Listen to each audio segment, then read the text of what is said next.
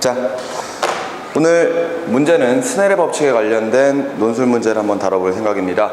자, 일단 여러분들이 보고 계시는 문제 중에서 지금 현재 스넬의 법칙에 관련된 문제 페이지부터 먼저 보시면 될 것 같아요. 자, 참고로 이제 스넬의 법칙 같은 경우에는 빛의 굴절에 관련된 내용을 정리하는 내용이죠. 근데 과거에는 이 스넬의 법칙이 좀 심도 있게 좀 다뤄졌었거든요.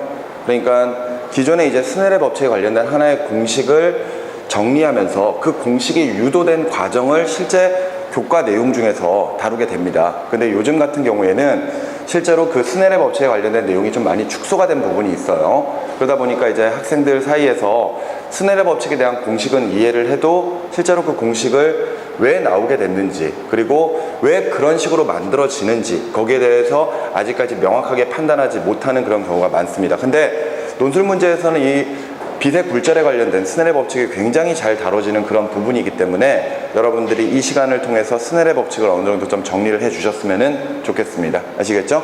자, 논제부터 먼저 보도록 하겠습니다. 빛이 물속으로 들어가면은 굴절을 일으키는데 이는 빛의 속도가 공기 중에서보다 물에서 느려지기 때문입니다. 옆에 그림은 빛이 공기 중에서 물속으로 들어갈 때 빛이 굴절되는 것을 도식적으로 나타낸 그림으로 빛의 굴절에 의한 경로는 다음과 같이 스넬의 법칙을 만족한다 하면서 스넬의 법칙에 대한 내용을, 공식을 미리 이제 다 정리를 해놓은 상태이죠. 자, 그 상태에서 우리 일단 그림을 좀 살펴보도록 하죠. 자, 그림을 보면은, 자, 지금 현재 매질 1이 있고요. 그리고 매질 2가 있습니다.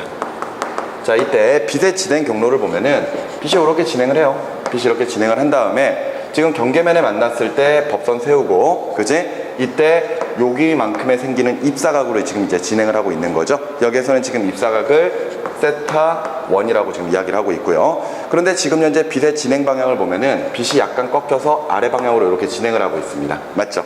그 말인즉슨 빛은 항상 느린 쪽으로 좀 꺾이게 되니까 결과적으로 매질 1보다 매질 2에서 속력이 더 느리다. 앞선 문제에서도 공기 중에서 물속으로 들어갈 때를 이야기했기 때문에 아마도 쉽게 매질 2의 속력이 더 느리다. 따라서 굴절률 자체는 매질 2가 더 크다라는 것을 아마 여러분들이 어느 정도 이해하실 겁니다.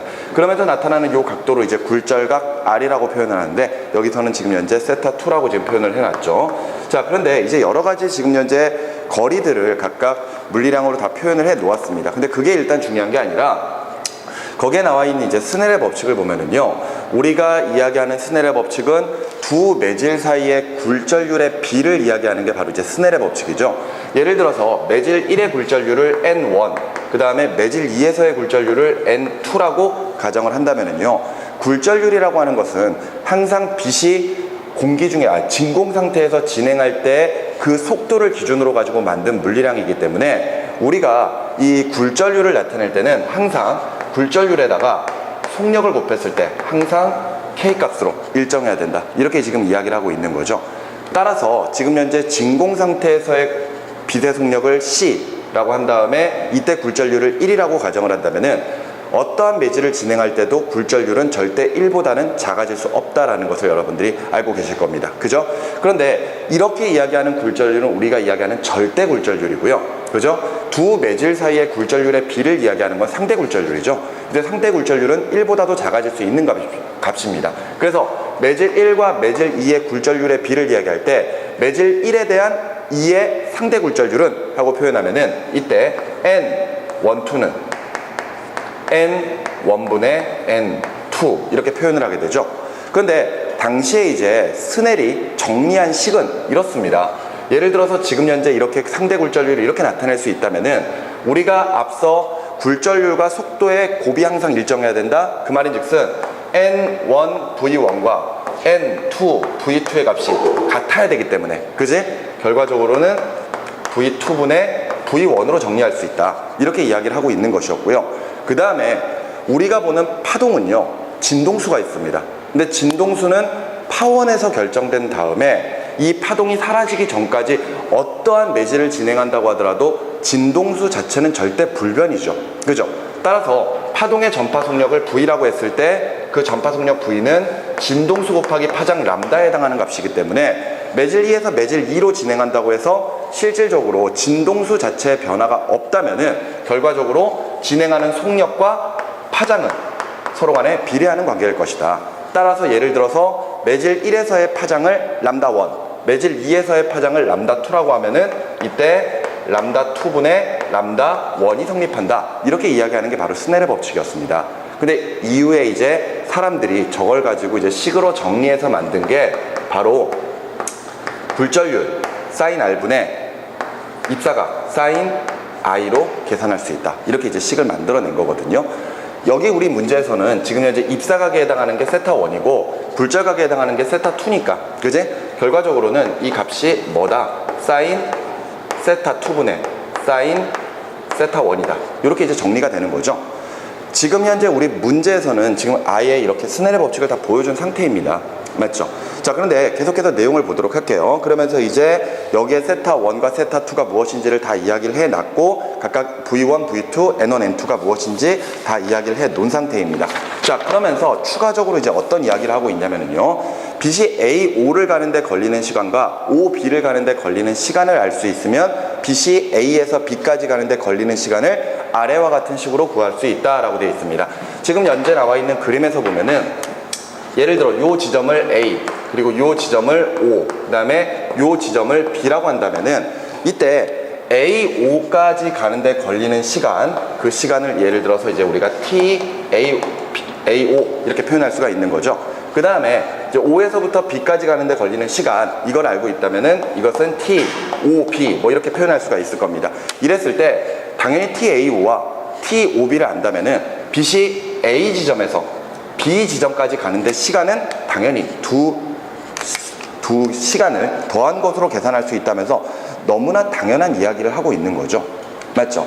그러면서 이때 가장 마지막이 바로 여러분들이 풀어야 될 논제에 해당을 합니다. 그 논제를 보시면은 빛이 가장 짧은 시간에 도달하는 경로를 따라 움직인다고 하였을 때 굴절률이 다른 두 매질을 통과하는 빛의 경로는 스넬의 법칙을 따른다라는 것을 증명하라 라고 하는 이야기가 나와 있습니다. 자, 지금 현재 가장 마지막에 나와 있는 논제 부분에서 빛이 가장 짧은 시간에 도달하는 경로를 따라 움직인다고 하였을 때까지 밑줄을 좀 그어주시기 바랍니다. 자, 이게 무엇을 의미할까요? 빛이 가장 짧은 시간에 도달하는 경로를 따라 움직인다고 하였을 때 이것이 바로 페르마의 정리입니다.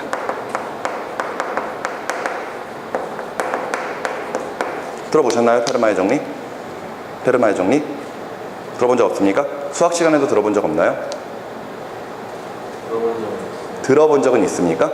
자, 페르마의 정리가 혹시 뭔지 아시나요? 페르마의 정리 또는 페르마의 법칙 뭐 이런 것들? 응? 난제 그거 다른 거죠? 난제? 아니에요. 뭐 페르마 하면은 항상 이제 머릿속에 생각나는 것 중에 하나가 이제 페르마의 밀실 뭐 굉장히 어려운 난제 같은 것들로 가지고 막 수수께끼 같은 문제 같은 거 내고 막 그러는 것들 막 생각나죠? 그거랑 상관이 없고요. 페르마의 정리는 빛의 진행 경로를 가지고 이야기하는 하나의 정리 부분입니다. 법칙이에요, 법칙. 이때 빛은 항상 최단 시간에 도착하는 경로를 따라 움직인다라고 하는 게 바로 이제 페르마의 법칙입니다. 쉽게 말해서 지금 이 문제는 스넬의 법칙에 대한 내용이죠. 쉽게 말해서 이제 물리에서 우리가 이야기하는 빛의 굴절에 관련된 이야기지만 실제 이 문제를 풀어가는 과정은 수리 문제랑 동일합니다. 그러니까 여러분들 보고 바로 이 증명 과정을 할 때 이 페르마의 정리를 이용을 하라는 이야기예요. 페르마의 정리. 자, 간단하게 한번 이야기를 해보도록 하죠. 쉽게 이야기를 해보도록 하겠습니다. 자, 예를 들어서 선생님이 여자친구와 해변으로 놀러를 갔습니다. 그래서 해변에서 즐겁게 놀고 있겠죠? 그죠? 근데 선생님이 지금 현재 해변에서 멀뚱멀뚱 이렇게 서 있는데 아이고, 나의 사랑하는 여자친구가 바닷가에 물속에 빠졌습니다. 허우적허우적 되고 있어요. 구하러 가야죠. 그러면 내가 구하러 가기 위해서 여자친구에게 가는 그런 경로를 봤을 때 가장 빨리 도착할 수 있는 경로는 뭐냐 이거죠. 오케이? 예를 들어서 내가 직선으로 뛰면 가장 빨리 도착을 할 수가 있을까요? 응? 우리는 사람이라면요, 당연히 해변과 물, 그러니까 모래사장과 물이 있을 때 실제적으로 같은 거리를 이동한다면은 당연히 해변에서 뛰는 게 훨씬 더 빠르겠죠. 반대로 물에서 수영하고 지나가면 굉장히 느릴 거란 말이에요. 맞죠? 그러니까 당연히 내가 여자친구에게 최단 시간 내에 도착을 하기 위해서는 최대한 빨리 뛸 수 있는 경로를 가장 많이 뛰고, 그지? 그 다음에 느리게 갈 수밖에 없는 부분을 적게 뛰는 게 가장 효율적일 겁니다. 그렇다면 내 입장에서 실제적으로 여자친구에게 가장 빨리 도착할 수 있는 경로는 실제적으로 해변을 가장 길게 뛴 다음에 여자친구에게 거의 직선으로 움직이는 게 가장 빠르겠죠. 여기까지 이해가 됩니까? 하지만 상황을 좀 바꿔보도록 하죠. 예를 들어서 거북이가 여자친구를 구하러 간다고 쳐보세요. 알겠습니까? 거북이가 이제 엉금엉금 기어가지고 모래사장을 지나간 다음에 여자친구를 구하러 갈 거란 말이죠. 오케이? 그렇다면은 거북이도 나와 같은 경로를 뛰는 게 가장 빠를까 이거죠. 아니지. 거북이는 도리어 해변에서 느리잖아요. 그지? 반대로 물에서 수영하고 나면 굉장히 빠를 거 아니야. 아무리 거북이가 느릿느릿해도 물속에서 수영하는 거 보면 굉장히 빠르다는 거 알고 계시죠? 그렇다면은 거북이의 입장에서는 당연히 느린 해변을 최소로 뛰고, 그지? 물을 최대로 뛰는 게 좋겠죠? 그렇다면은 요런 경로를 따라 뛰는 게 가장 좋겠군요. 맞죠? 그랬을 때 빛이 만일 어떤 두 매질을 진행할 때라면요, 이때 그 매질에서의 속력에 따라서 결과적으로는 한 지점에서 다른 지점까지 도착할 때 최단 시간을 거쳐서, 최단 시간이 걸리는 곳을 거쳐서 진행한다라는 것을 정리하는 게 바로 페르마의 정리입니다. 무슨 말인지 여기까지 이해되시나요? 지금 현재 우리가 보고 있는 그림을 보면은요, 그림은 A에서부터 여기까지의 높이를 H라고 하고 있고요. 그죠? 그 다음에 여기에서부터 여기까지의 거리를 X라고 하고 있죠. 그리고 나서 또 여기까지를 B라고 하고 있고요. 그리고 나서 전체적으로 A, 여기까지를 A라고 하고 있고, 그 다음에 요 사이의 거리는 A-X다. 지금 이렇게 표현을 해놨습니다. 지금 저 그림과 선생님이 그린 요 그림을 잠깐 좀 겹쳐보시기 바랍니다. 오케이? 자, 지금 이 모습에서 지금 요 빨간색이 지금 우리가 보고 있는 빛의 진행 경로예요. 그렇다면은 지금 현재 빛은 이 빨간색 선을 따라서 진행하는 게 가장 빠르게 도착한다는 거잖아요. 그랬을 때 지금 저 그림에서 만일 매질의 상태들이 달라진다고 하면은 빛의 진행 경로가 달라지게 될 거거든요. 그러면은 이때 저 빨간색에 어느 지점이 움직이냐 이거죠. 어느 지점이. 그랬을 때 보면은 여기를 기준으로 해서 얘를 왔다 갔다 하게 되면은 결과적으로 지금 보는 모습처럼 이런 식의 여러 가지 경로들이 나타나겠죠. 맞죠? 즉 지금 현재 저 모습을 나타냈을 때 저게 왜 최단 시간이 걸리는 그것이냐, 그것을 바로 여러분들 보고 수학적으로 정리를 하라는 이야기고, 결과적으로 여러분들이 나타내야 될 것은 바로 요 스넬의 법칙이 만족한다라는 것을 여러분들에게 보여달라는 이야기죠. 오케이? 그런데 과거에 실제로 스넬의 법칙에 대한 내용들을 좀 자세하게 다뤘던 학생들도 실질적으로 저런 페르마의 정리로 가지고 이것을 정리하는 내용은 학교에서 거의 다뤄본 적이 없었어요. 실제로 왜 스넬의 법칙이 적용이 되는지는 배우긴 했었지만 실제 페르마의 정리는 이야기를 하지 않았었거든요. 그렇다면은 여러분들은 실제로 페르마의 정리 신경 쓰지 마시고 지금 저 내용에서 왜 스넬의 법칙이 나오는지 이해가 되십니까? 공식을 이해하실 수가 있나요? 오케이? 왜 사인 R분의 사인 I라고 하는 값이 나왔는지 이해되십니까? 이해되니? 이해돼? 정수? 여기서 나오는 거예요? 네? 그러니까 그 유도 과정이 네. 이해하냐? 지금 현재 나와 있는 요 페르마의, 이 지금 현재 빛의 굴절에 관련된 내용에서 스넬의 법칙을 만드는 과정을 이해되십니까? 요 사인 R분의 사인 I가 나오는 거? 응? 배운 적 있어? 배운 적은? 있어요. 있습니까? 이거 실제로 페르마의 정리가 아니라면요 너무나 간단한 내용이에요. 그러니까 실제적으로 저 스넬의 법칙이 나온 과정은 공식으로 한다면 생각보다 간단하게 풀립니다. 자, 간단하게 한번 그 부분 다루고 페르마의 정리를 한번 해보도록 하자고요. 자, 예를 들어서 지금 현재 매질 1이 있고 매질 1이 있고요, 매질 2가 있습니다. 그 상태에서 빛이 이렇게 진행을 한다고 치자고요. 오케이? 그때 두 개의 수평한 빛이 이렇게 진행을 하고 있습니다. 그러면서 각각 경계면에서 법선 세우고 얘네들이 굴절이 일어날 거예요. 그랬을 때 이런 식으로 굴절이 일어났다고 칩시다. 됐습니까? 자, 이때 매질 1에서의 굴절률을 N1, 속력을 V1, 그 다음에 파장을 람다1이라고 이야기를 할 거고요. 그 다음에 매질 2에서는 N2, V2, 람다2 이렇게 이제 표현을 할 겁니다. 오케이? 자, 이때 빛이 쭉 진행을 할 텐데 일정 시간마다 빛이 계속해서 이런 식으로 마루 고를 만들어내면서 쭉 진행을 할 거거든요. 이때 마루만을 연결한 선들로 가지고 얘네들의 진행 경로에서 파면을 좀 표현을 해보도록 할게요. 오케이? 이때 여기가 마루입니다. 오케이? 그 다음에 여기가 마루예요. 그 다음에 여기가 마루입니다. 오케이? 그렇다면은 이때 지금 현재 여기서부터 여기까지가 마루에서부터 다음 마루까지의 거리니까 결과적으로 뭐다? 람다 1이다. 이렇게 정리할 수 있겠죠. 그러면은 지금 현재로 람다 1이라고 하는 것은 매질 1에서의 속력인 V1의 일정 시간 델타 t 동안 이동한 거리라고 볼 수가 있겠죠. 여기까지 무슨 말인지 이해가 됩니까? 마찬가지로 매질 2에서도 파면을 좀 표현을 해보죠. 파면을 요렇게 좀 그림이 이상해졌네요. 우리 이렇게 나눠야 되겠구나. 뭐 이 정도로? 이것도 안 되는데? 뭐 이 정도? 이렇게? 자, 이렇게 이제 좀 표현을 해보면은 이때 여기서부터 여기까지를 우리가 이제 람다 2라고 이야기할 수 있을 것이고, 이때 이제 람다 2도 역시 마찬가지로 V2에다가 델타 t를 곱한 것만큼으로 이제 각각 표현할 수가 있을 겁니다. 자, 이때 요 부분이 지금 현재 우리가 이야기하는 입사각 I죠. 그죠? 자, 그런데 우리가 보통 입사각이나 굴절각을 표현할 때는 입사광선과 법선이 이루는 각으로 가지고 이야기를 하죠. 그런데 항상 진행 방향과 파면은 항상 수직이어야 되죠.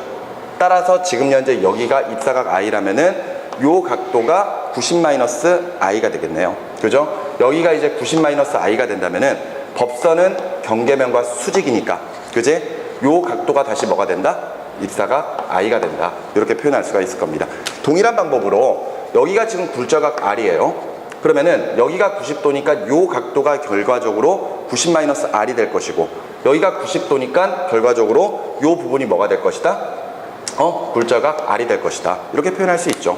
이 말인즉슨 우리가 입사각과 굴절각을 표현할 때 각각 입사광선과 법선이 이루는 각 또는 굴절광선과 법선이 이루는 각으로 가지고 표현하는 방법 말고, 지금 현재 경계면과 그 다음에 파면이 이루는 각을 우리가 입사각이라고 표현할 수 있고, 역시 마찬가지로 경계면과 파면이 이루는 각을 굴절각이라고 표현할 수 있다는 겁니다. 됐습니까? 그러면은 여기에 있는 하나의 삼각형을 좀 뽑아내게 된다면은 이때 삼각형이 이렇게 만들어졌을 때 여기가 지금 입사각 I가 될 것이고, 여기가 이제 90도 여기가 되는 겁니다. 됐습니까? 그러면은 지금 요 사이의 거리가 결과적으로 뭐가 되는 거예요? 요 사이의 거리가 빗면이 되는 거겠죠. 됐나요? 이때 빗면을 그냥 L이라고 한번 가정을 해봅시다. 알겠죠? 그리고 나서 요게 지금 높이거든요. 높이. 근데 높이가 뭐에 해당한다? 람다 1에 해당한다. 맞죠? 높이가 람다 1에 해당하는 거지. 여기가 람다 1. 자, 이렇게 표현할 수 있겠죠? 마찬가지로 밑에 있는 요 삼각형을 좀 뽑아내게 된다면은 이때 역시 마찬가지 삼각형 이렇게 뽑아냈을 때 삼각형을 이렇게 표현을 좀 했을 때요. 자, 이게 네. 딱 들어갈 때 화장만큼 잘리는 거예요. 어떤 부분이요? 저 끝부분. 여기 부분? 아니죠. 빛이 동시에 딱 여기까지 진행하겠죠. 이때 하나의 빛은 이제 매질 2를 따라서 이렇게 진행을 하는 거고, 같은 시간 동안 매질 1은 여기를 진행을 하는 겁니다. 그러니까 쉽게 말해서 매질 1과 매질 2에서의 속력이 다르다 보니까 같은 시간 동안에 이동하는 거리가 다른 거예요. 그러니까 자연스럽게 꺾이게 되는 거죠. 그러니까 우리가 항상 느린 쪽으로 꺾인다라고 하는 이야기를 이렇게 간단하게 설명할 수가 있는 거예요. 예를 들어서 내가 직선으로 이렇게 움직인다면은 나의 오른쪽과 왼쪽은 서로 속력이 같은 거죠. 그런데 앞으로 이렇게 진행하는 과정에서 예를 들어 누군가가 어깨를 탁 잡았어요. 그럼 순간적으로 이쪽은 느려지죠. 대신에 이쪽은 속력이 빠르잖아요. 그러니까 같은 시간에 얘는 조금밖에 진행 못하지만 얘는 많이 진행하죠. 그러니까 몸이 이렇게 회전을 하게 되는 거지. 이해가 됩니까? 그 원리가 바로 빛이 굴절되는 과정이에요. 오케이? 같은 시간 동안에 빛이 여기에서부터 여기까지밖에 못 가지만 얘는 여기서부터 여기까지 간단 말이에요. 그러니까 꺾이는 현상이 벌어지게 되는 거죠. 오케이? 그래서 이런 모습이 나타나게 되는 거고, 위에 있는 삼각형은 이렇게, 그리고 아래에 있는 삼각형은 여기가 굴절각 R이라고 생각한다면은 결과적으로 요 거리가 빗면이 역시 마찬가지로 L이 되겠네요. 맞죠? 그리고 높이가 뭐가 된다? 람다 2가 된다. 이렇게 표현할 수가 있을 겁니다. 됐습니까? 그러면은 여기에서 사인 I는 하고 정리를 해보면은, 사인 I는 하고 정리해보면은 L분의 람다 1이겠죠. 그죠? 마찬가지로 아래에서 사인 R은 하고 정리해보면은 L분의 람다 2겠죠. 그러면 사인 R분의 사인 I는 하고 정리하면은 당연히 L 없어질 테니까 결과적으로 뭐분의 뭐? 람다 2분의 람다 1이다. 정리되죠. 그리고 나서 람다 1은 V1에다가 델타 T를 곱한 것이고 람다 2는 V2에다가 델타 T를 곱한 거니까 결과적으로 T와 T를 소거시켜 놓고 나면은 결과적으로 V2분의 V1이다. 이게 성립이 되는 거죠. 무슨 말 이해되시나요? 이것이 결과적으로 스넬의 법칙의 이 공식이 만들어진 과정입니다. 그런데 앞서 이야기했던 것처럼 이런 식의 그냥 단순한 식정리, 이런 식정리를 하라는 이야기가 아니고 페르마의 법칙으로 가지고 여러분들 보고 저 스넬의 법칙이 만족한다라는 것을 여러분들에게 보여달라는 이야기가 되는 거거든요. 자, 그래서 아까 논제에 나왔었던 너무나 당연한 이야기를 좀 다시 봐야 될 것 같습니다. 논제에서 A 지점에서 O 지점까지 가는데 걸리는 시간을 알고 O에서부터 B 지점을 가는데 걸리는 시간을 안다면은 이때 A에서부터 B까지 가는데 걸리는 시간 T, AB는 TAO 플러스 TOB로 계산할 수 있다. 그러면서 다시 이것은 매질 1에서의 속력인 V1에다가 그지? 이때 AO까지의 거리 요걸로 계산할 수 있을 거고 또한 V2의 속력으로 OB까지 가는데 걸리는 시간 이걸로도 계산할 수 있다. 이렇게 너무나 당연한 이야기를 하고 있는 거거든요. 왜 이게 나왔을까를 여러분들이 생각을 해야 되겠죠. 됐습니까? 그러면 이때 앞서 이야기했던 것처럼 페르마의 원리라고 하는 것은 결과적으로 저 시간 자체가 결과적으로 아까 우리 그림에서 얘가 왔다 갔다 할 때 요 경로를 지금 만족한다라는 것을 보여줘야 되는 거죠. 결과적으로 시간을 x의 거리로 미분을 해보란 이야기입니다. 미분을 해봤을 때 요게 나오느냐 이거죠. 무슨 말인지 이해되십니까? 미분. 자, 항상 최소값을 이야기하거나 최대값을 이야기하면은 미적분을 생각을 하셔야 돼요. 알겠죠? 최소니까 미분을 해보면 되겠죠. 됐나요? 그러면은 어떤 식으로 되는지 한번 따져보도록 합시다. 자, 위에 있는 삼각형을 하나 좀 볼게요. 요 위에 있는 삼각형을 보면은 지금 현재 요 삼각형을 봤을 때 지금 현재 요 거리를 지금 찾아야 되는 거죠. 맞죠?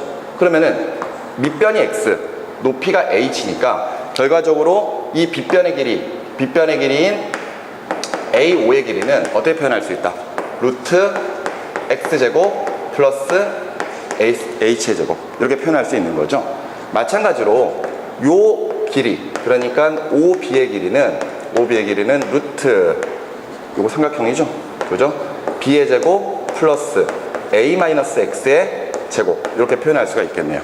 됐나요? 그러면은 여기에 나와 있는 AO와 OB에다가 그 값을 각각 좀 대입을 해보도록 하죠.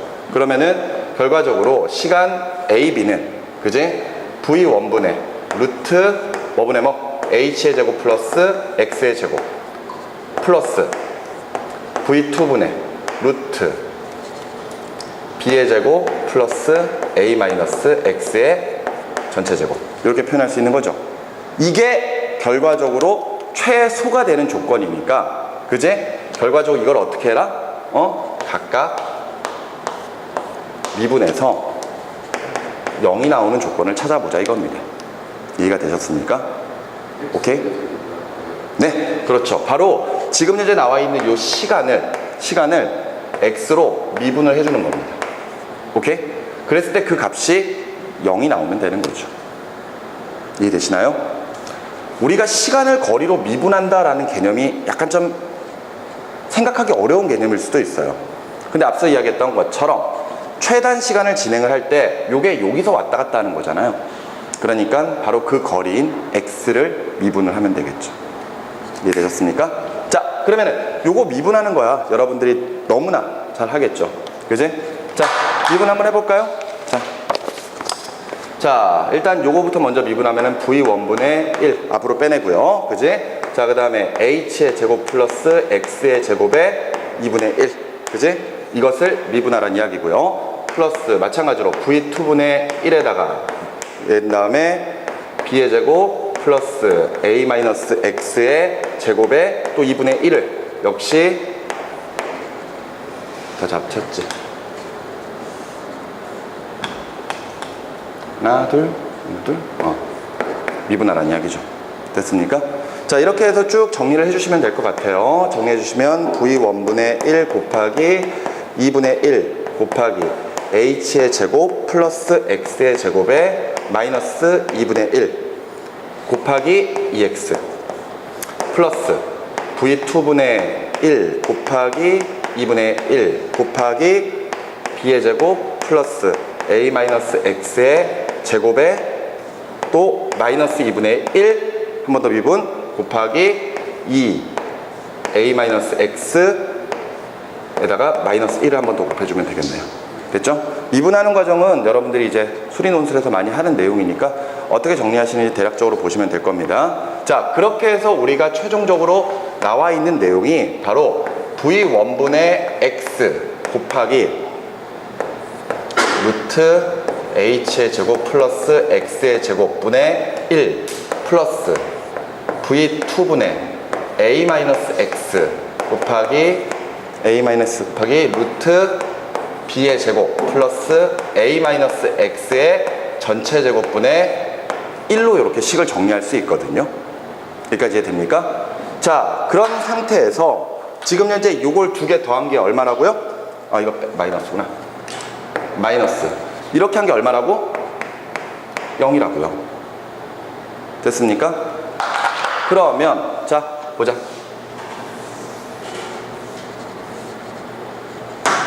앞서 미분한 거 식 정리하면 이렇게 나옵니다.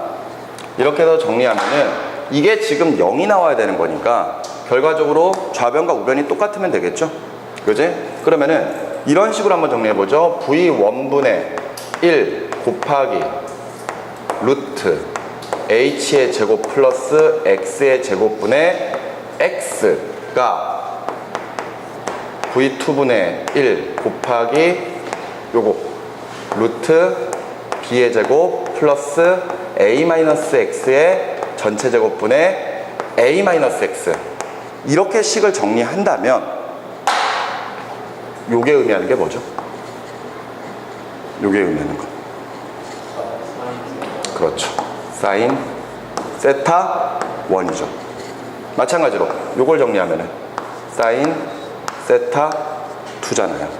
그러면은 넘겨주면은 결과적으로 우리가 원하는 사인 세타 2분의 사인 세타 1은 뭐분의 뭐? v1분의 v2 이런 식의 값으로 만들어낼 수가 있겠죠. 되었습니까?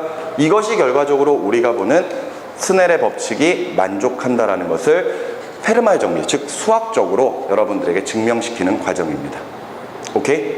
이런 식으로 해서 결과적으로 저 공식이 수학적으로도 증명이 된다라는 것을 여러분들에게 보여주는 그런 문제였다라고 생각하시면 되겠습니다.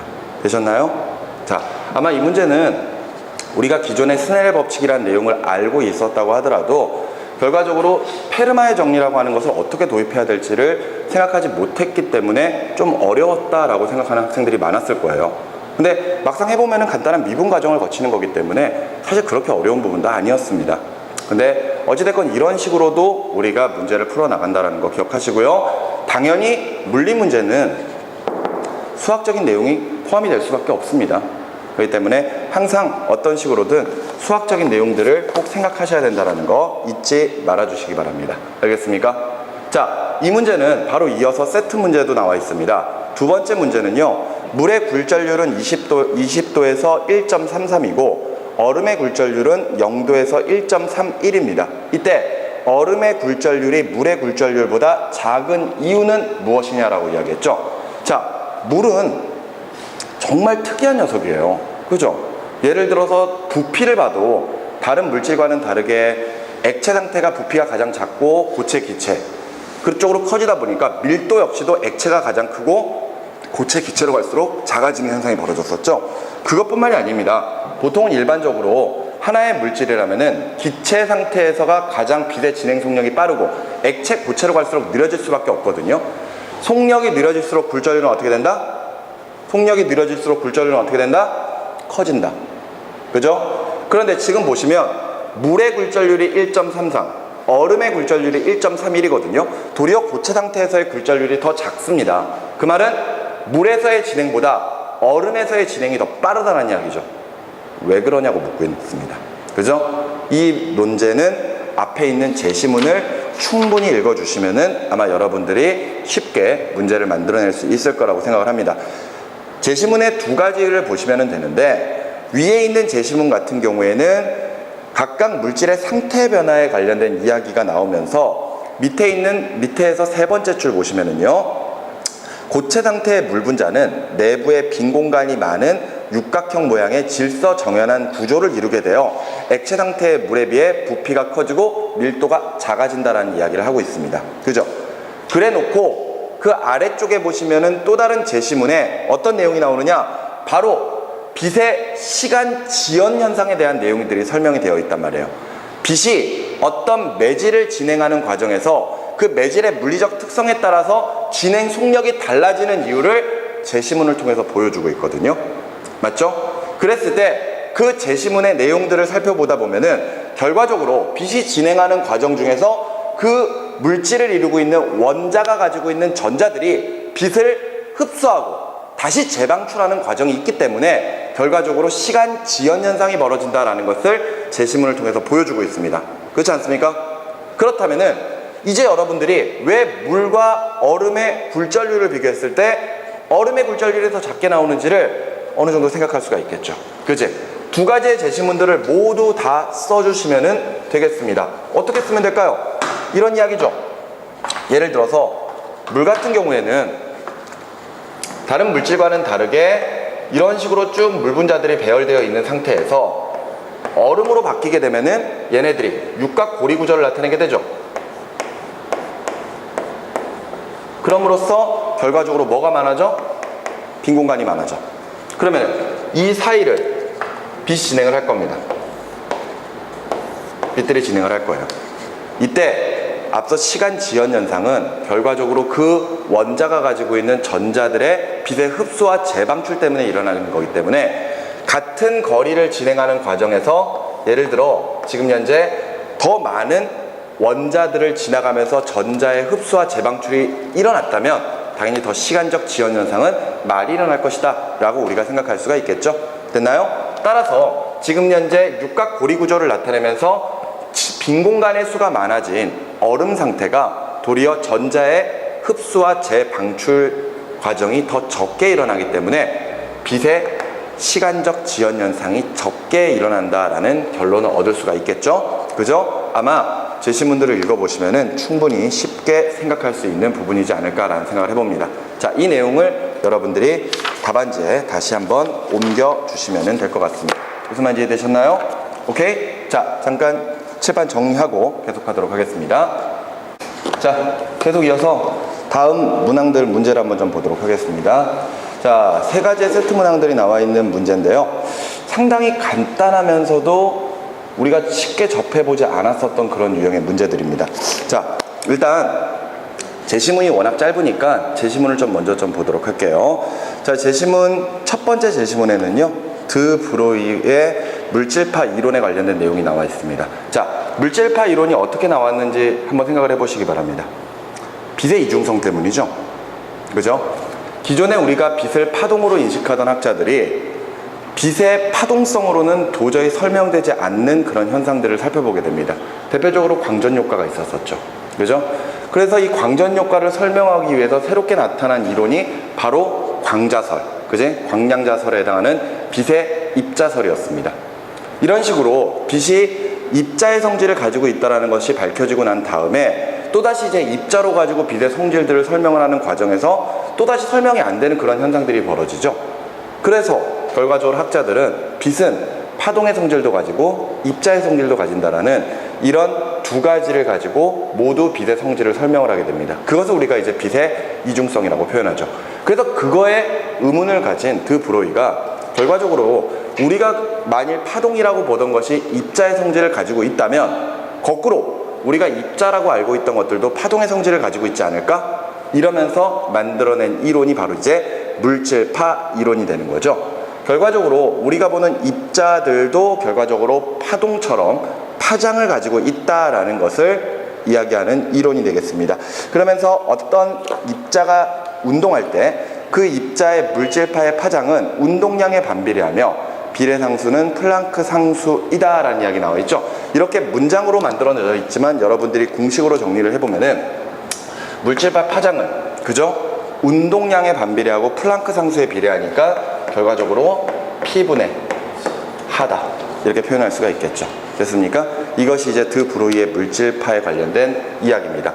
이때 이제 운동량이라고 하는 것은 우리가 알고 있다시피 그 물질의 질량에다가 속도를 곱한 값으로 계산하죠.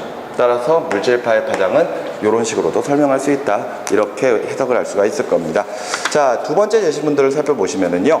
이번에는 전기 저항에 나와 있는 내용이네요. 우리가 보통 저항을 따질 때는 어떤 물질의 어떤 도체 저항에 길이나 또는 단면적이 변화되면서 저항의 크기가 달라지는 것을 주로 이제 다뤄보게 되는데 지금 여기 나와 있는 제시문은요 비저항에 관련된 내용입니다. 그죠? 비저항이라고 하는 것은 그 물질의 특성이에요. 그죠?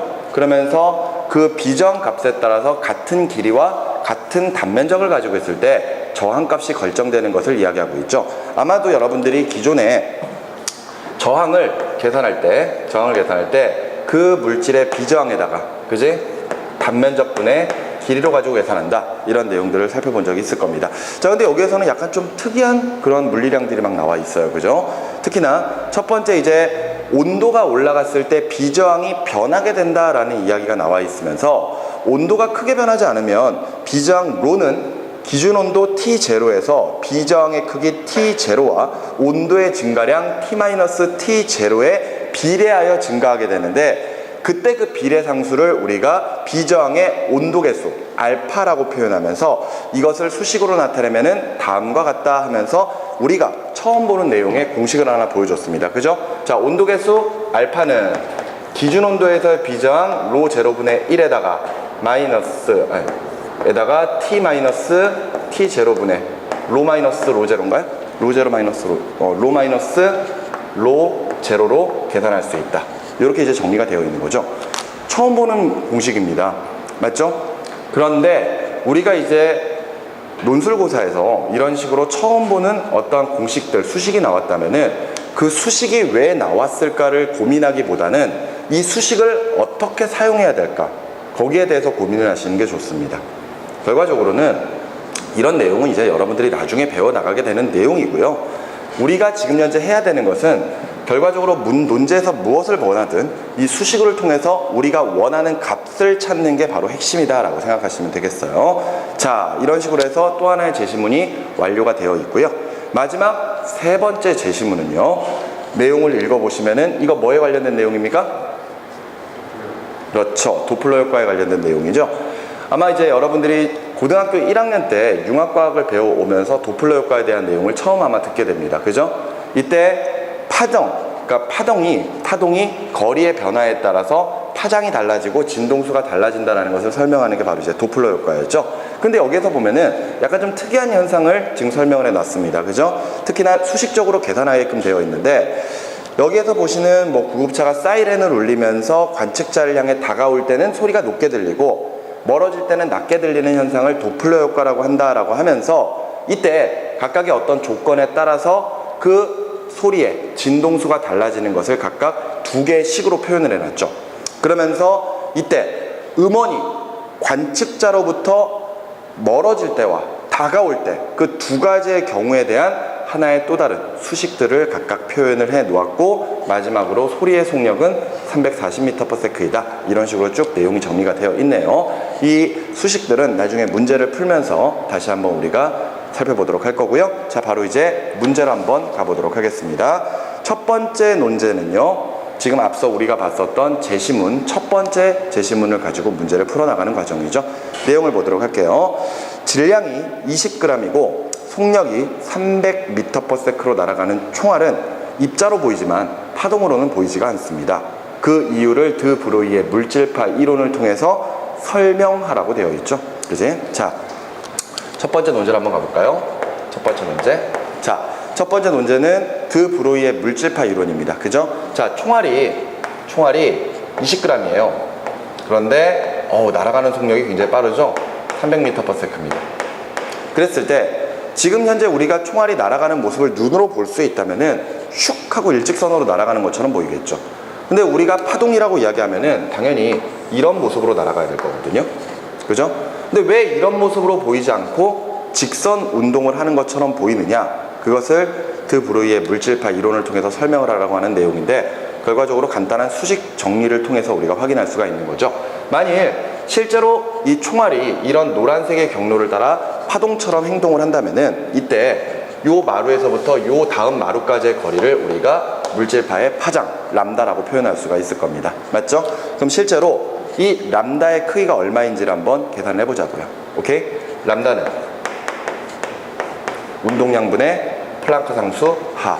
앞서 정리했던 것처럼 운동량은 질량에다가 속도를 곱한 값으로 계산을 하죠. 그러면은 지금 주어진 값들을 대입만 해보면 되겠지? 자, 이때 질량은 얼마? 또 좋다고 또 20 집어넣으면 안 되죠. 그제? 이 문제 굉장히 간단합니다. 그런데 학생들이 감점 받아오는 이유가 바로 이런 식의 어떤 공식에서 사용하는 단위를 헷갈렸을 때 틀려오는 거죠. 질량의 단위 뭐가 돼야 되죠? 그렇죠. 킬로그램 돼야 되죠. 속력의 단위 뭐 돼야 됩니까? 미터 퍼 세크잖아요. 그러니까 당연히 저 20g의 질량을 뭐로 바꿔라? 킬로그램으로 바꿔라. 그죠? 자, 0.02 킬로그램에다가 속력은 안 바꿔도 되죠? 300 미터 퍼 세크. 분해. 플랑크 상수 얼마라고 되어 있나요? 6 곱하기 10에 마이너스 34. 34로 되어 있죠? 단위는 줄 퍼 세크. 됐지? 자, 이 상태에서 이 값을 계산해 보면은 요거 곱하면은 결과적으로 6이잖아요. 맞죠? 6이니까 이거 얼마 나온다? 10에 마이너스 34 미터가 나온다. 정리됩니까? 간단하죠? 자, 어찌 보면 숫자가 좀 복잡해 보이긴 해도 실제로 되게 간단하게 풀려버리는 내용입니다. 그 말인즉슨 지금 현재 우리가 보는 총알의 파장은 10에 마이너스 34m 밖에 안 돼요. 그 말인즉슨 우리가 이 파장을 인식할 수 있다 없다? 없다. 그죠? 파장을 인식할 수가 없기 때문에 굉장히 미세한 파장으로 가지고 이렇게 날아간다면은 결과적으로는 얘가 움직이는 게 뭘로밖에 보이지 않을 것이다? 직선 운동을 하는 것처럼 보일 것이다 라고 설명을 해주시면 되겠죠. 됐나요? 단순히 계산으로 끝내시면 안 됩니다. 알겠습니까? 이걸 계산하는 과정은 당연히 해야 되는 거지만 그럼으로써 그 이유가 무엇인지를 명확하게 밝혀주셔야 되겠죠. 가끔 학생들이 여기까지만 하고 끝내버리는 경우가 있어요. 근데 이걸 끝내버리면은 그래서 뭐 어쩌라고라고 하는 이야기가 나올 거 아니야. 그지? 분명히 우리에게는 파장을 계산하라는 이야기가 아니라 그렇기 때문에 왜 얘가 파동으로 보이지 않느냐를 설명하라는 이야기잖아요. 그러니까 당연히 이런 식의 값들 통해서 그 결과를 정확하게 문장으로 만들어 주셔야 되겠죠. 아유, 푸는 게 이게 뭐가 어려워서. 그렇지 않니? 하나도 어렵지 않은 상태에서 그것의 감점 요인을 줄이자 이거죠. 됐습니까? 여기에 문제에서 우리가 두 가지를 좀 눈여겨서 생각하시면 되었겠죠. 첫 번째가 질량 단위, 그죠? 또는 속력 단위 같은 거, 어떤 물리량의 단위를 정확하게 좀 알고 계셨으면 좋겠습니다. 그리고 값 적을 때 웬만하면은 단위 어떻게 하라고? 적으라고요. 알겠습니까? 내가 네, 계산식에다가 포함시켜 주시면 됩니다. 알겠습니까? 계산식에다 포함하면 좀 길어질 수도 있죠. 근데 길어진다고 해가지고 이 자체가 길어진다고 해가지고 감점 요인은 아니에요. 알겠습니까? 어찌 보면은 내가 예전에도 한번 이야기를 했었지만 단위를 안 써서 감점 요인을 당하는 경우는 있어도 단위를 썼다고 감점 요인을 당하는 경우는 없거든요. 그러니까 여러분들이 연습장에다가 정리를 할 때는 단위를 적을 필요는 없겠죠.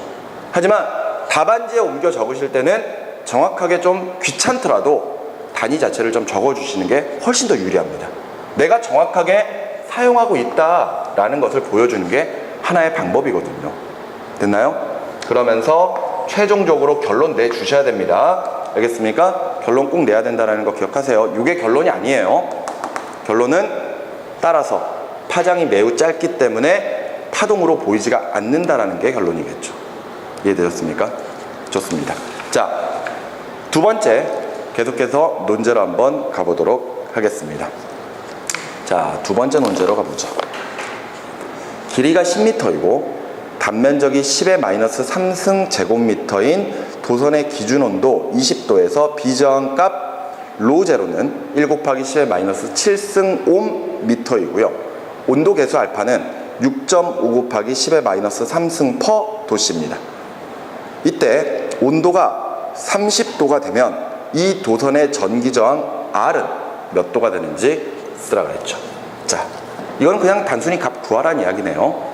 자, 그런데 좀 다르게 지금 현재는 우리가 예전에 저항 같은 거 계산할 때는 보통 길이나 단면적 같은 것들이 변화되는 것들로 가지고 문제를 풀었었는데 지금은 뭐의 변화가 나타나고 있나요? 온도의 변화가 나타나고 있죠. 그죠? 온도의 변화가 나타나고 있으니까 당연히 우리가 앞서 제시문에서 보여줬었던 이 온도 계수를 사용하라는 이야기잖아요. 맞죠?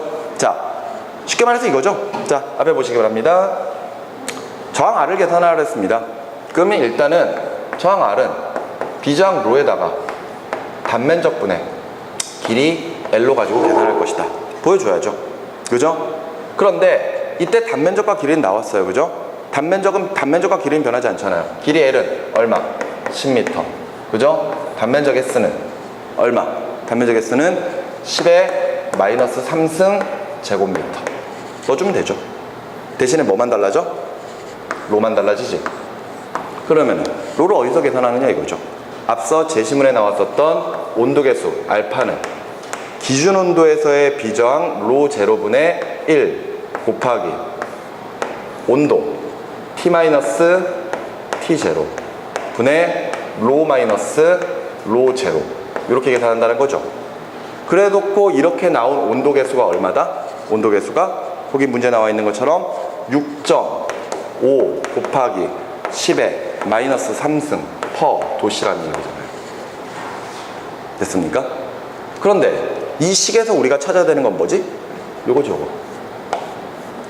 그죠? 두 가지의 방법이 있겠네요. 일단 첫 번째로 먼저 온도 계수만으로 가지고 비저항 로 값을 찾는 거. 맞지? 그러면은 넣어줘야 되는 값. 지금 현재 로 제로도 알려줬죠? 기준 온도에서 비저항 로 제로는 얼마다? 1 곱하기 10의 마이너스 7승 옴 미터다. 대입해주면 되죠? 여기뿐만이 아니라 여기에다 대입해주시면 될 겁니다. 자, 그 다음에 여기 온도입니다. 근데 여기 보니까 온도는 절대 온도 개념이에요. 맞죠? 라지 T로 되어 있는 것으로 보아서는. 맞지? 라지 T로 되어 있으니까 지금 현재 절대 온도의 개념이긴 하지만 실제로 지금 현재 20도에서 온도가 몇 도로 올라가는 거죠? 30도로 올라가는 거죠. 그러면은 사실 지금 현재 단위 계수를 봤을 때 이게 지금 도씨거든요. 도씨. 그지? 우리가 단위를 눈여겨서 봐야 되는 이유가 결과적으로 그 물리량의 어떤 값들을 대입할 때 어떤 값으로 대입하겠느냐, 그게 굉장히 중요한 거예요. 그러다 보니까 이렇게 라지 T가 나와버리면은 보통 절대 온도의 개념으로 생각하는 게 맞거든요. 절대 온도의 개념으로 생각을 해야 되기 때문에 이 T와 T 제로 값에다가 20도와 30도에서의 절대 온도를 넣어주는 게 맞겠죠. 그런데 여기에 단위가 도씨가 나왔으니까 여기다가 그냥 도씨를 넣어도 상관이 없다라는 이야기로 우리가 해석할 수가 있겠지. 이해가 됩니까? 무슨 말 이해되시나요? 그러니까 T에다가는 얼마 집어넣으면 돼요? T에다가는 30도, T0에다가는 20도 이렇게 해서 넣어도 상관이 없을 겁니다. 그러면은 분모항은 10이 될 것이고 그렇게 해서 우리가 이 값에서 로를 찾아줄 수가 있겠네요. 되나요? 이렇게 로를 찾은 다음에 대입하시면은 문제 나오겠죠. 그죠? 이렇게 해서 이렇게 대입을 해주시면은 값이 나올 겁니다. 그런데 내가 이런 것 말고 한번 식을 한번 정리를 해보자 이거죠. 오케이? 그래서 지금 나와 있는 이 온도 계수에 관련된 이 식을 로로 정리를 해보는 겁니다. 로 하고. 오케이? 그러면 약간 좀 귀찮더라도 식을 정리해 주시면은 로 제로에다가 정리를 하시면 이렇게 나와요. 1 플러스 알파에 t 마이너스 t 제로로 정리가 되거든요. 그러면은 자, 아직까지는 숫자를 대입하지 않고 저 비저항 R 값에다가 대입을 해보죠. 자, 그러면 이때 비저항 R, 저항 R은 비저항 로에다가 얼마 집어넣으면 돼요? 로 제로 1 플러스 알파 t 마이너스 t 제로 에다가 단면적분의 길이. 됐지? 이렇게 먼저 계산한 다음에 푸는 게 쉬울 수도 있고요. 아니면 식 정리한 다음에 풀 때도 쉬울 수도 있습니다. 오케이? 자, 한번 여기다가 넣어볼까요? 로 제로는 1 곱하기 10의 마이너스 7승. 1을 넣을 필요 없지? 10의 마이너스 7승 곱하기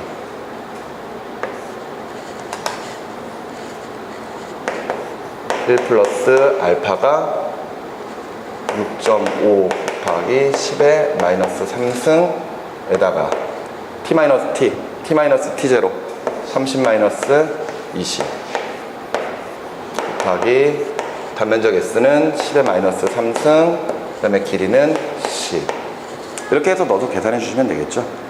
뭐 숫자 자체가 좀 복잡하고 막 이래도 실질적으로는 여러분들이 푸는 데는 크게 문제는 없을 겁니다. 이렇게 해서 이제 계산해 주시면 이 값은 1.065 곱하기 10의 마이너스 3승이 나오실 거예요. 그러면서 지금 우리가 계산한 건 뭐? 저항. 맞지? 따라서 단위 5입니다. 보여주셔야 되겠죠? 자, 지금 여기 문제에서도 원래는 단위 넣어주시는 게 좋겠죠? 단위 넣어주시는 게 좋은데 이렇게 한번 해보도록 합시다. 여러분들이 정말 단위 적는 게 귀찮다라고 한다면은 다음 수식을 정리하는 과정 중 단위는 생략한다 라는 문구를 넣어주시면 굳이 이걸 넣을 필요는 없겠죠. 무슨 말인지 이해되시나요? 하나의 센스입니다. 짧은 데서는 보여주는 거죠. 짧은 거는 보여주되 막 이렇게 길어져 버리면은 그지? 주구장창 단위까지 적으면 엄청 길어질 거 아니에요. 그런 경우엔 다음 수식 정리 중엔 단위는 생략한다 이렇게 해둔 대신에 마지막에 답안에는 정확하게 단위를 보여주시면 이 녀석 잘 하는구나 이렇게 생각을 하겠죠. 이 친구는 우리 학교에서 꼭 데려와야 되겠구나 아마 이렇게 생각을 하시게 될 겁니다. 무슨 말인지 아시겠습니까? 센스예요. 알겠죠? 여러분들 유의사항을 꼭 읽어봐야 된다는 거 선생님이 이야기했었죠.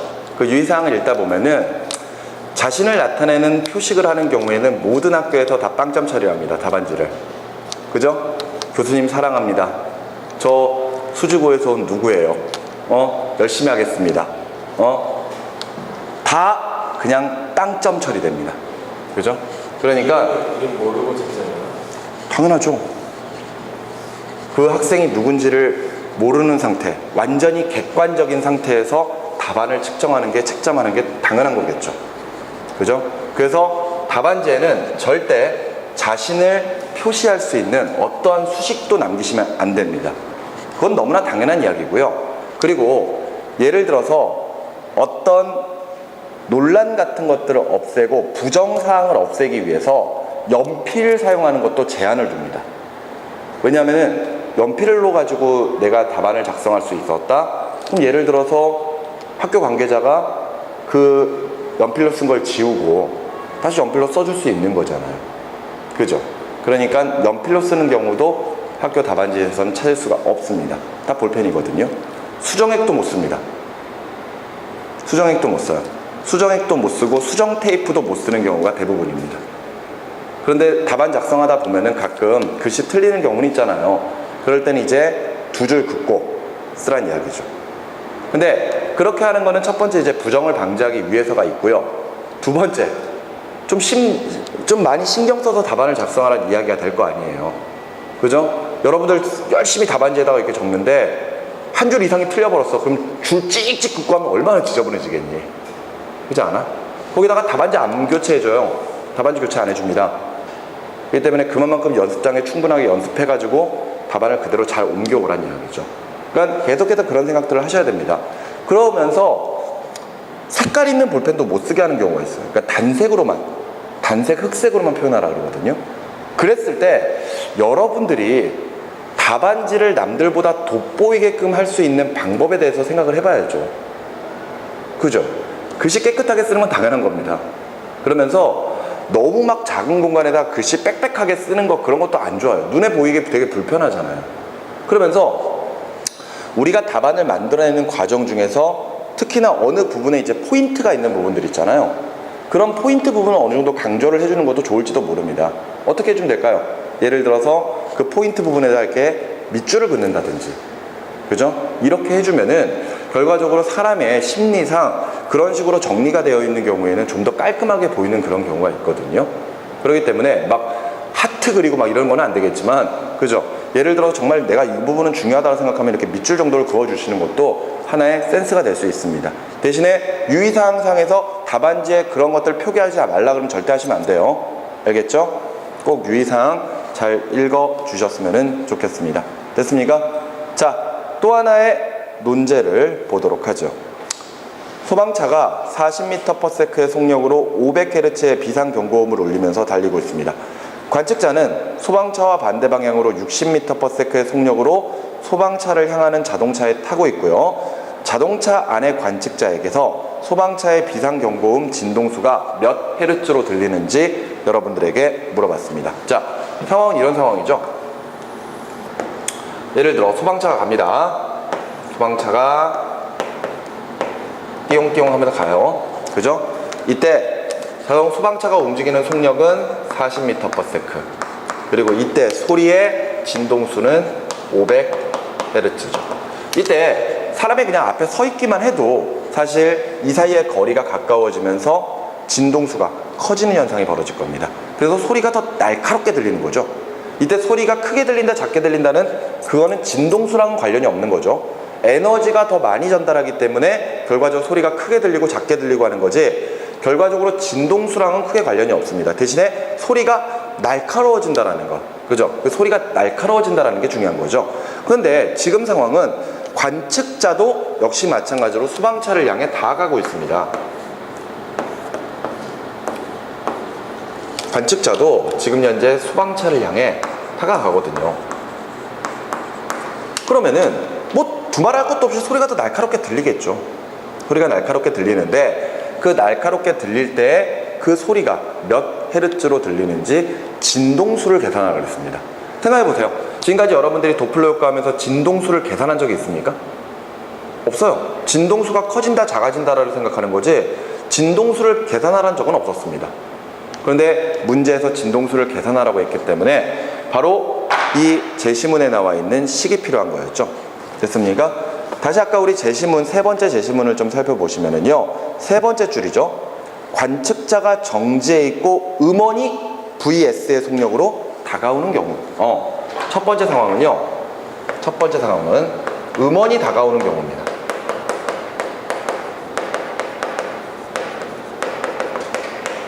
이때 관측자 자체는 가만히 있어요. 관측자는 가만히 있는데 소리를 내는 어떤 물체가 무슨 속력으로? VS의 속력으로 다가옵니다. 맞죠? 이때 이 사람이 듣는 진동수를 F0라고 했을 때 그 F0는 어떻게 계산이 된다? F0는 V-VS분의, 그죠? 진동수, V에다가 진동수 F로 가지고 들린다. 됐습니까? 이게 첫 번째 상황이에요. 음원이 다가오는 경우에는 이렇게 들리는 거죠. 그러면서 이때 요 V의 값은 소리의 속력입니다. 그죠? V는 소리의 속력. 제일 마지막에 나와 있는 내용이죠. 자, 근데 이번에는 반대로 관측자가 V0의 속력으로 음원 쪽으로 다가갈 경우. 그러니까 이번에는 어떻게 되어 있는 거예요? 음원이 가만히 있는 거지. 관측자가 다가가는 겁니다.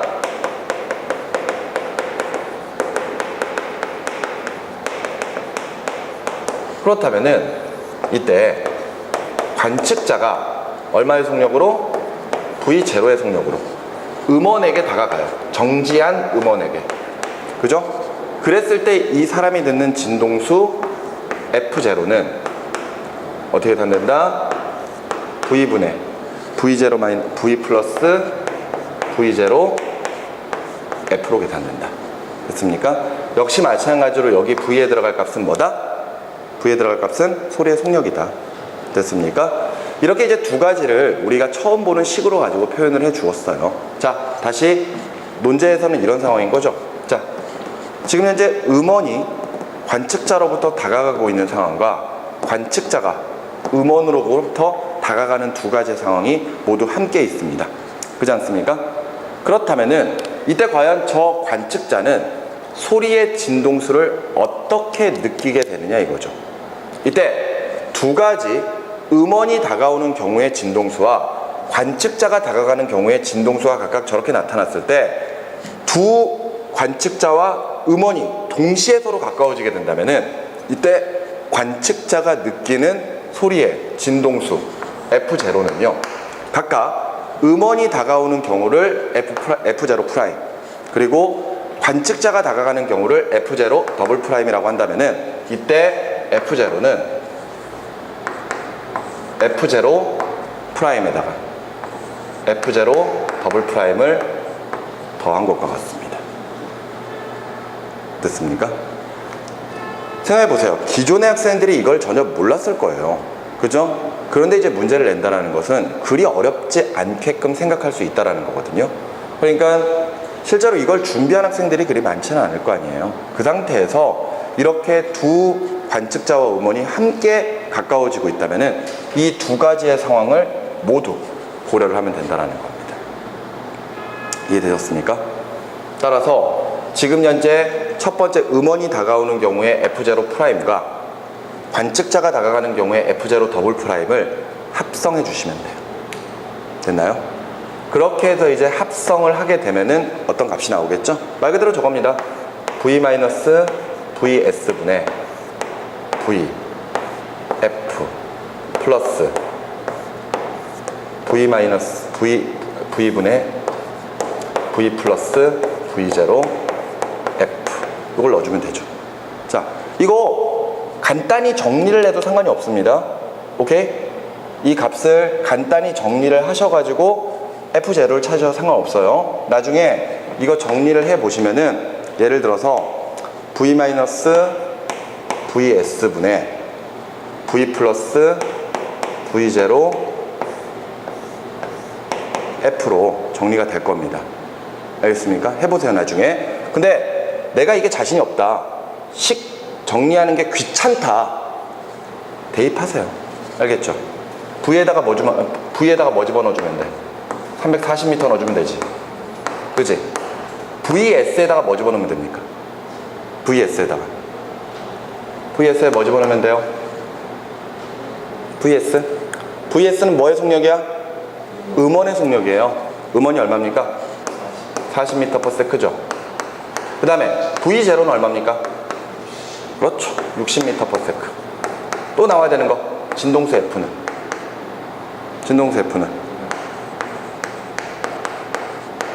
500Hz. 맞죠? 음원의 소리 진동수가 500Hz라고 그랬으니까. 이해되시나요? 그러면 넣어보면 되지 뭐. 안 그래? 고민할 것도 없이 넣으면 돼요. 어우, 이제 오십니까? 다 끝나가는 것 같은데?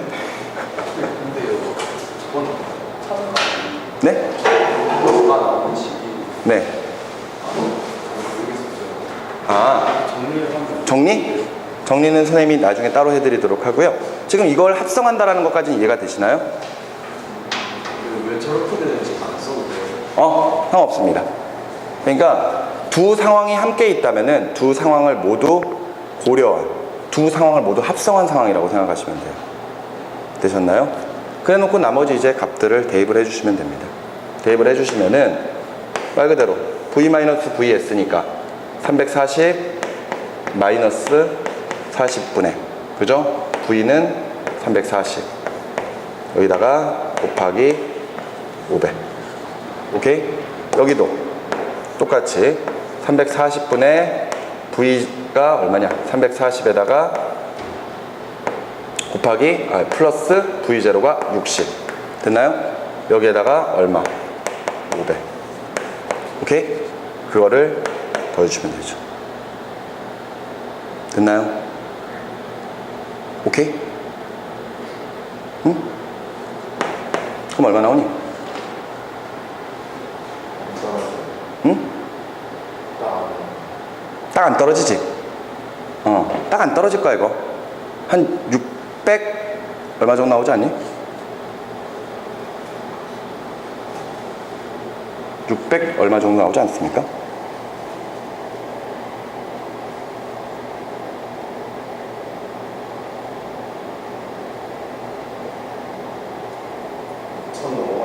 천이 넘어가나? 가만히 있어봐. 아, 내가 아까 식을 이렇게 안 적었지? 미안하다. 이거 지금 합성이지? 아, 맞네. 곱하는 거네. 이 두 가지의 상황을 곱해야 되는 거네. 이거를 F0 프라임과 F0 더블 프라임을 곱해주셔야 되겠네요. 곱해주셔야 되겠네요. 오케이? 그럼 이거를 곱하고, 이것도 곱하고. 됐어? 그럼 아까 나왔던 식 나오지? 900이 그럼 F 하나 떼야죠. 어디요? F 하나 떼야죠. F를. 하나 떼야 될 것 같아요. 뭘 빼, F를? 오른쪽 끝나지. 이거? 이걸 왜 빼? 저번으로 말씀. 아, 이거? 두 개 들어가니까? 그래, 상관없겠네. 그지? 이렇게 해서 빼주면 아까 나왔던 식이 어떻게 나왔죠? V-VS분의 V 플러스 V0에다가 F? 오케이? 이렇게 정리되겠죠? 이게 당시에 학생들이 고민을 할 수밖에 없었던 부분이었을 거예요. 오케이? 도플러 효과라고 하는 것을 그 전까지는 그냥 단순히 거리가 가까워지면 진동수가 커진다. 반대로 멀어지면 진동수가 작아진다라는 것만 쓰다가 지금 여기에서는 식을 보여주고 여러분들에게 정리를 하라고 했거든요. 그래서 이 두 가지의 상황을 어떻게 정리하느냐가 관건이었던 거예요. 알겠어? 그러면서 여기에 채점 기준표를 살펴봤더니 채점 기준표에서 이 두 가지의 상황을 합성한다라는 표현만 나와도 실제로 이 식 자체가 틀렸어도 답안으로 어느 정도 인정을 해줬습니다. 그러니까 그 정도로 이제 이 상황 자체는 완전히 새롭게 나온 상황이고 그 상황을 이해하는 것, 알겠어? 그 상황을 이해하는 것 자체가 굉장히 좀 중요했었던 거죠. 됐어요? 그래서 이런 식으로 정리를 해주시면은 V-VS니까 340 마이너스 40 분의, 그죠? 60 플러스, 340 플러스 60에다가 곱하기 500 이렇게 정리가 됐던 거지. 됐어? 이렇게 더 정리하면 이것도 딱 안 떨어지지 않나? 딱 나오나? 얼마 나오지? 3분의 2000? 오케이. 이렇게 해서 나눠주시면은 진동수가 몇 헤르츠다. 이게 정리가 되겠죠? 대략 한 600 얼마 정도 나오겠네요. 그죠? 당연히 가까워지면 가까워질수록 소리의 진동수 자체는 커진다라는 거. 오케이? 이해되었습니까? 자, 요 지금 3번 문제는 그 당시에 학생들도 거의 대부분 다 이것 때문에 거의 풀지를 못했던, 포기를 했었던 부분이 많았던 문제들이었어요. 그러니까 지금 이제 여러분들은 이 상황만 이제 이해하시면 됩니다. 만일 도플러 효과에서 두 가지의 상황이 모두 겹쳐 있는 상태에서는 그것을 합성하면 된다라는 거. 알겠어요? 합성을 해주면은 이 내용이 풀린다라는 것을 생각해 두시면 되겠습니다. 됐죠? 이렇게 해서 지금 현재 여러분들에게 보여드렸던 문항들은 지금 현재 다 풀어봤던 것 같습니다. 자, 남는 시간 동안에 여러분들 그 필요한 부분들 다시 한번 좀 정리를 하시기 바라고요. 그리고 지난 시간과 마찬가지로 다시 답안지 내드릴 테니까 답안지 만들어 가서 오셔야 됩니다. 아시겠습니까? 수고하셨습니다.